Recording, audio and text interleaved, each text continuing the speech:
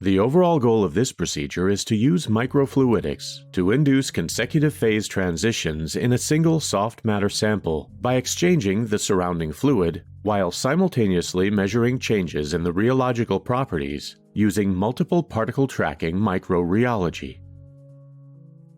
This method can answer key questions in the soft matter field, such as the impact of phase transitions, including molecular or colloidal rearrangement on dynamic rheological properties.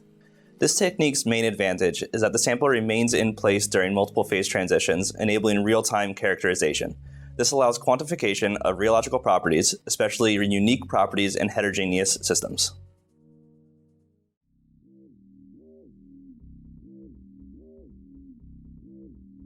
To begin the procedure, print the microfluidic device negative on a clear acetate sheet and warm up a high-intensity UV lamp. On a second clear acetate sheet, trace the corners of a 75 mm by 50 mm slide. Place 1 mm high glass spacers on the corners. Pour about 5 ml of UV-curable thiolene resin in the center of the spacers. Carefully lay a 75 mm by 50 mm by 1 mm glass slide on the spacers to cover the resin.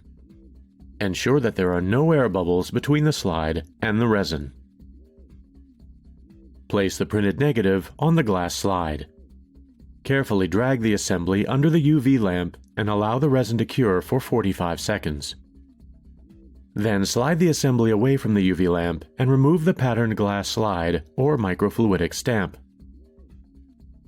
Immerse the microfluidic stamp in acetone for no more than 10 seconds, and then immerse the stamp in ethanol for the same length of time.